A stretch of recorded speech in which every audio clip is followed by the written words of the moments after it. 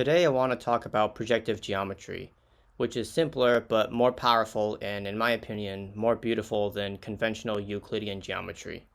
It makes parallel lines intersect, it proves that all 2D quadratic curves are conic sections, and it can also formulate Euclidean, spherical, and hyperbolic geometries in almost identical ways. I also want to talk about a formulation of projective geometry in terms of linear algebra.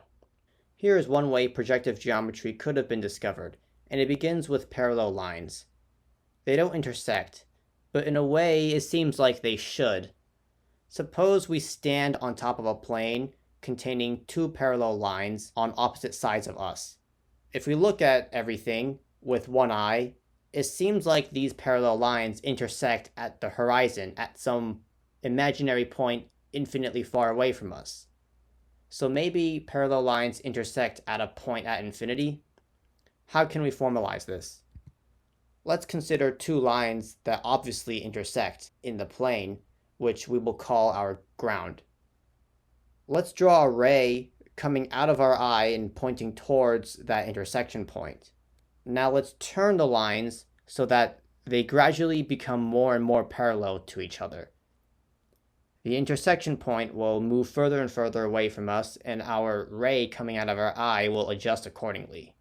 In the limit, when the two lines are parallel, the intersection point is gone, but our ray coming out of our eye has a well-defined limit. It has become parallel to the ground and pointing in the same direction as both of our lines. So maybe this ray can represent the point at infinity. In fact, given any point on the ground, we can replace it with a ray coming out of our eye pointing towards that point on the ground. So maybe we can replace all points on the ground with rays coming out of our eyes. But this leads to a problem.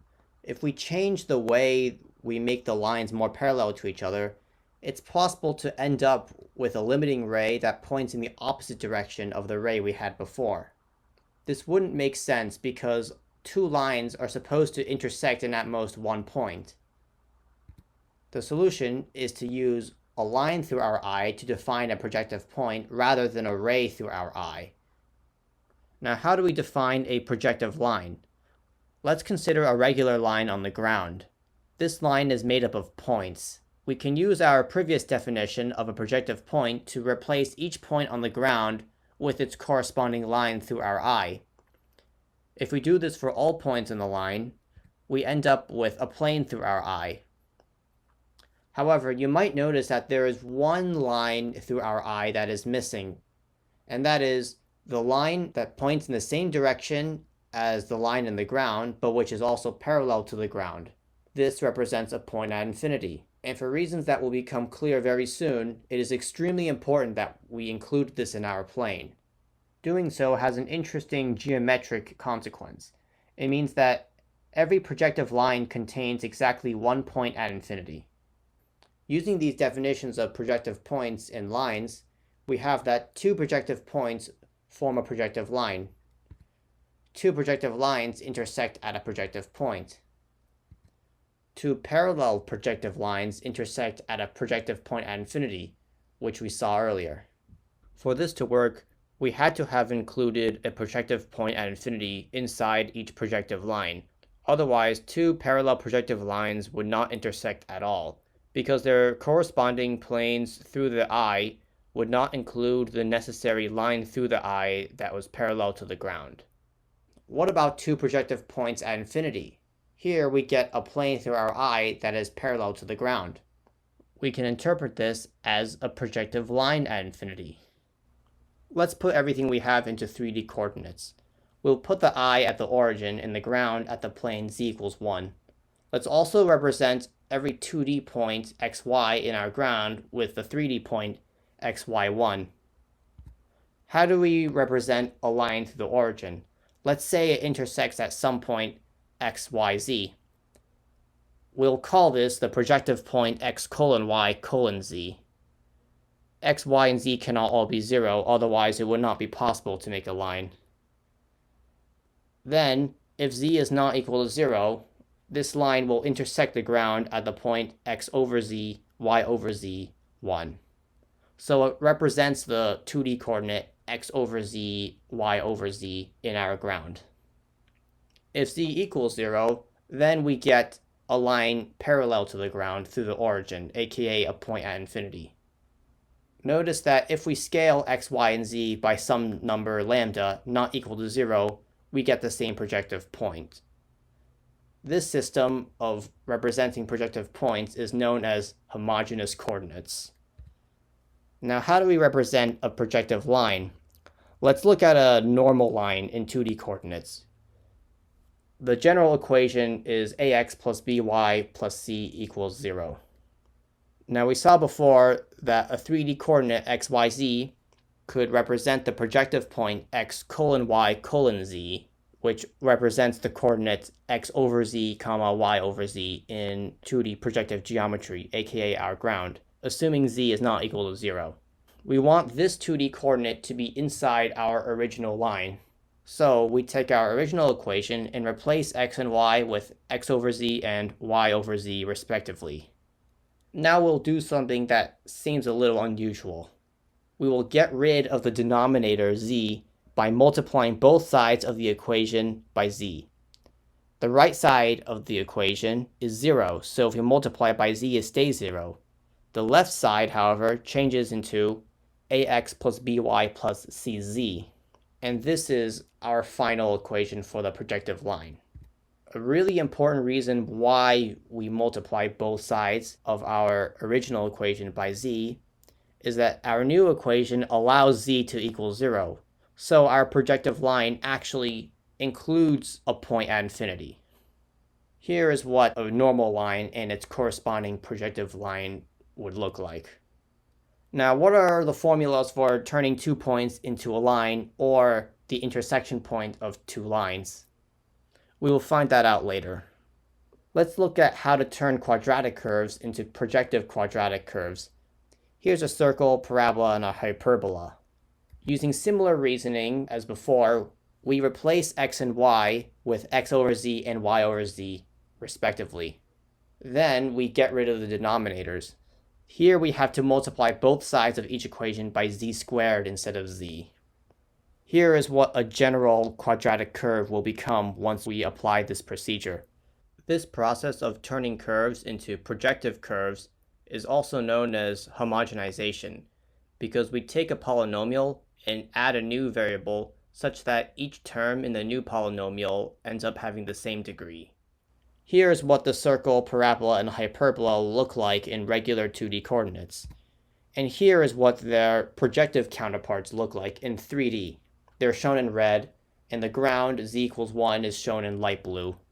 Notice that the intersection of the red region with the blue plane in each case corresponds exactly to the 2D versions of the circle, parabola, and hyperbola. Now you might notice that the red regions in all 3 pictures, which are projective quadratic curves, all form double cones. Is this always true for every projective quadratic curve? We will also find that out later. Let's also look at non-Euclidean geometries. If we replace the ground z equals 1 with a unit sphere centered at the origin, we get spherical geometry.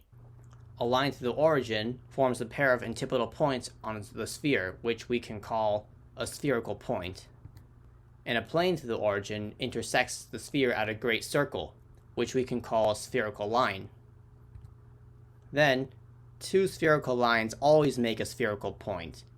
There are no spherical points at infinity, so that means parallel lines do not exist in spherical geometry. If we replace the ground with a 2-sheeted hyperboloid x squared plus y squared minus z squared equals -1, we get hyperbolic geometry, specifically the Minkowski model. A line through the origin, if it intersects the hyperboloid, will form a pair of antipodal points. We can call this a hyperbolic point. A plane through the origin, if it intersects the hyperboloid, will form a hyperbola that goes across the 2 sheets. We can call this a hyperbolic line. Now, although two planes through the origin always intersect at a line through the origin, as long as the planes are distinct, because that line through the origin does not always have to intersect the hyperboloid, the corresponding two hyperbolic lines do not always have to intersect. The first case is where that line through the origin is asymptotic to the hyperboloid. This means that it can get arbitrarily close to the hyperboloid, but it never intersects it. In this case, the hyperbolic lines are said to be limiting parallel. So in some sense, they metaphorically meet at infinity because the hyperbolic lines become arbitrarily close to each other. If that line through the origin does not intersect the hyperboloid and is not asymptotic to it either, then our hyperbolic lines are said to be ultraparallel, which means that they never meet even at infinity. One last thing I should add before we move on to the main topic is distance. Projective geometry by itself does not have a concept of distance, so when formulating Euclidean, spherical, and hyperbolic geometries, we must create a definition of distance. For Euclidean geometry, we can take two projective points, find their intersections with the ground, and then simply calculate the standard Euclidean distance between those point intersections. This only works if both projective points intersect the ground, i.e., neither point is a point at infinity. In spherical geometry, we can use the smallest arc length between two antipodal pairs of points on the sphere. Those familiar with vectors may realize that this can be done using the vector dot product and the inverse cosine function. For hyperbolic geometry, distance is a bit more complicated. We need to use the smallest Minkowski arc length between antipodal pairs of points on the hyperboloid. Here, infinitesimal length ds is defined as the square root of dx squared plus dy squared minus dz squared instead of the square root of dx squared plus dy squared plus dz squared. At this point, the rest of the video will be about these two questions posed earlier. First, what are the formulas for forming a line from 2 points or finding the intersection point of 2 lines? And second, do all projective quadratic curves form double cones? We will answer both of these questions with linear algebra. Let's first redefine a projective point, aka a line through the origin, in a slightly different way. Say that a line through the origin intersects the 3D point RST. This line through the origin contains all points lambda r, lambda s, lambda t for all real numbers lambda. We can represent each 3D coordinate, xyz, as the column vector xyz. This means that we can represent our line through the origin as the column space of the 3x1 matrix RST. What about a projective line, ax plus by plus cz equals 0? We can represent this equation as row vector abc times column vector xyz equals the 1x1 matrix 0. This means that our projective line is the null space of the 1x3 matrix ABC. However, there is an alternative and arguably more natural way of defining a plane through the origin. We can define it as the span of two vectors, or rather as the column space of a 3x2 matrix. So, are these two representations of planes through the origin equivalent? More generally, if we have the column space of some matrix A, can we represent it as the null space of another matrix B, where A has n rows and B has n columns? By representing, we mean that the column space of A has to equal the null space of B, and given either A or B, we need to find the other. Now, one direction of conversion between column space and null space is somewhat easy.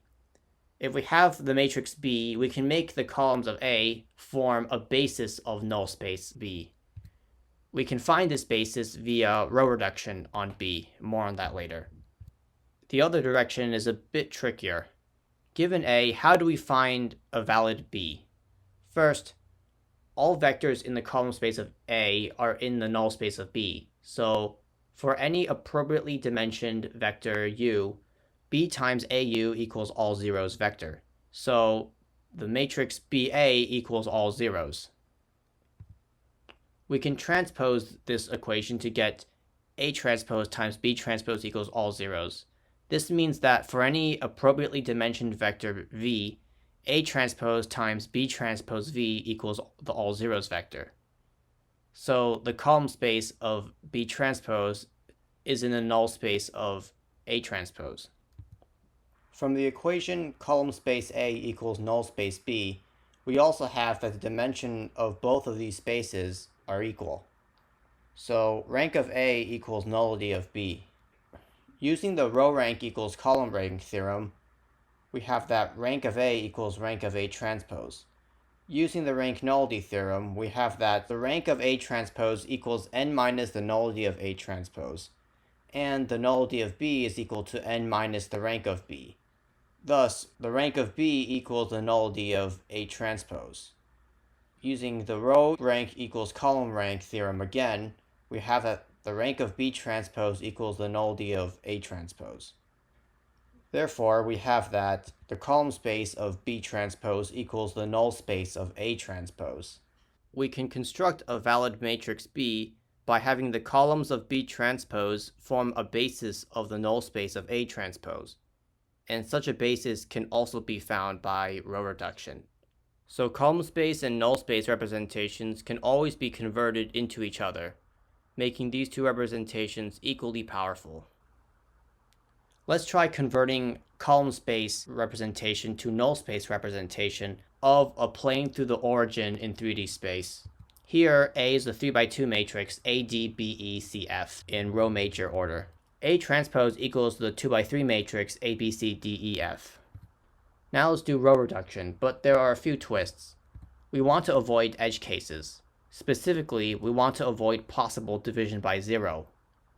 We can do that by avoiding division altogether. Now, in order for row reduction to be possible, we need to relax one of its rules. Namely, we need to allow each row to have a leading coefficient not equal to 1.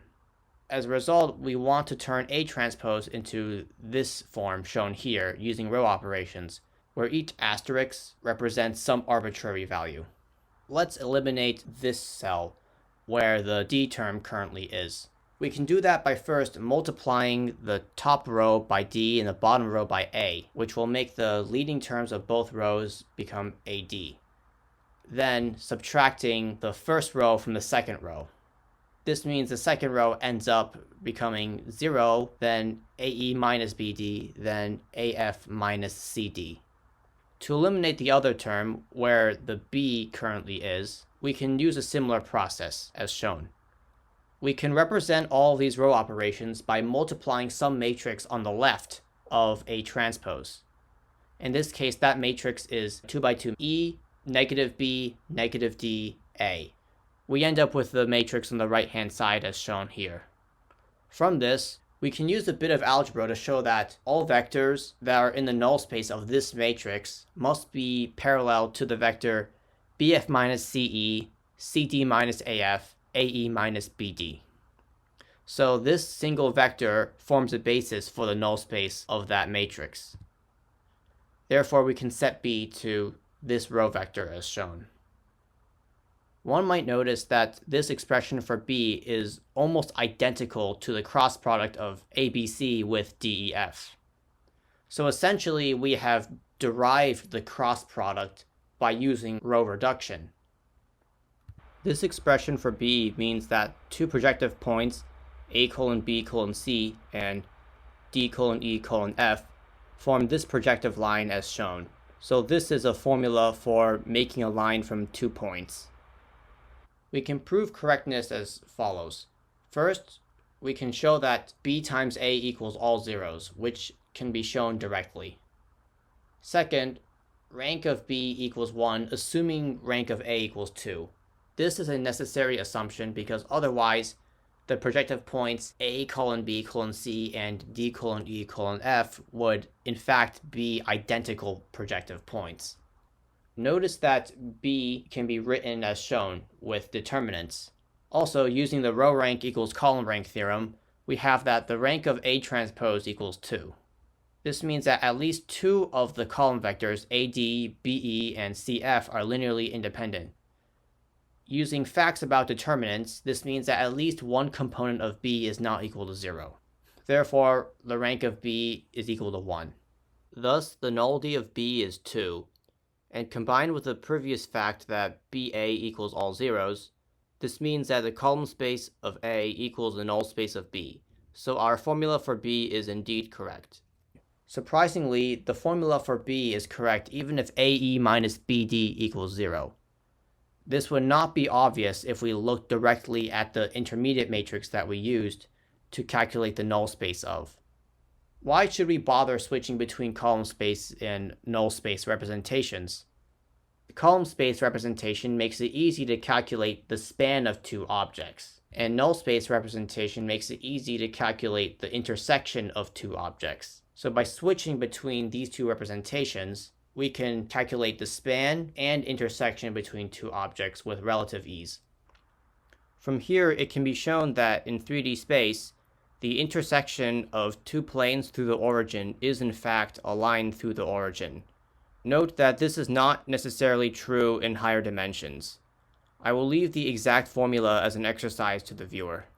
Since a projective point is a line through the origin, and a projective line is a plane through the origin, linear algebra confirms our geometric intuition from earlier, in which two projective points form a projective line, and two projective lines intersect at a projective point in 2D projective geometry. Let's extend to one higher dimension. Here, we are dealing with 3D projective geometry, so we need to use 4D linear algebra. Here is what a point, a line, and a plane look like in column space representation. Notice that each of these objects are actually a line, a plane, and a 3 space that go through the origin in 4D space. Let's convert from column space to null space representation for a 3 space through the origin. We need to find some matrix M such that M times A transpose becomes this form. If we write out each of the elements of M and A transpose, and then focus on the zeros on the right-hand side, we get these three equations. These equations look really familiar. In fact, they are exactly the kind of equation we dealt with when converting from column space to null space representation of a plane to the origin in 3D space. So we can use the same formula, and we have just found a matrix M. If we multiply this with A transpose, we get this matrix here, which can be represented using 3 by 3 determinants. After a bit of simplifying, we can extract a null space basis for this matrix, and we can set B to this matrix here. For some exercises, convert from column space to null space representation for a 4 by 2 matrix A instead of a 4 by 3 matrix A. And convert from column space to null space representation for higher dimensional projective geometry, and vice versa. Now we address our second and final big question. Do all projective quadratic curves make double cones?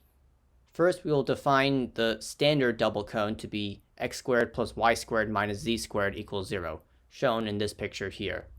Notice that this is the projective version of the unit circle centered at the origin. We can write that expression into this form, shown here. We can then insert arbitrary coefficients as follows, which corresponds to placing arbitrary coefficients along the main diagonal of the middle matrix, as shown, to get axis-stretched versions and axis-aligned rotated versions of the standard double cone. We can also represent a general projective quadratic curve as shown here. Notice that the middle 3 by 3 matrix is symmetric. This will be very important. Because we can write these expressions in this specific matrix equation, they are also known as quadratic forms. Now our goal is to take any projective quadratic curve and apply some stretching and or rotating about the origin to get an axis-stretched standard double cone. This means that we want to turn the equation v transpose times A times V equals all zeros for some symmetric A into U transpose times D times U equals all zeros for some diagonal matrix D. Stretching and rotating about the origin means linearly transforming. So that means we want some matrix B such that V transpose AV equals all zeros implies BV all transpose times D times BV equals all zeros for diagonal D. What's going on here is that we want to find some diagonal D and some matrix B such that given any vector V inside the quadratic curve defined by matrix A, transforming it by B will make it become inside the quadratic curve defined by matrix D. Doing some algebra, the equation BV all transpose times D times BV equals all zeros is equivalent to the equation V transpose times B transpose DB times V equals all zeros.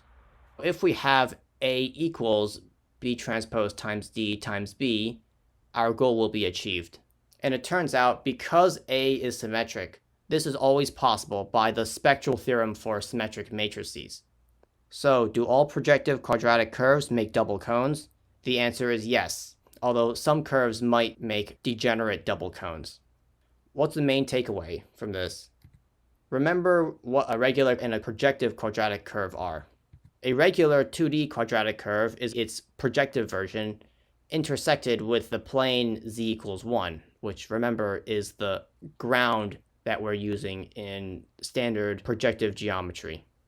Geometrically, this means that a regular quadratic curve is a double cone intersected with a plane. Therefore, all 2D quadratic curves are conic sections, possibly degenerate conic sections.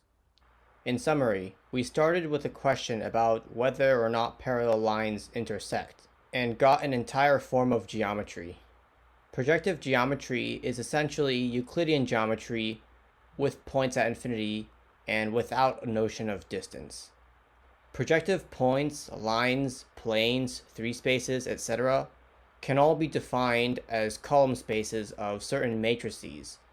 In summary, we started with a question about parallel lines, and from that, we created an entire field of geometry. Projective geometry is essentially Euclidean geometry with points at infinity and without a notion of distance.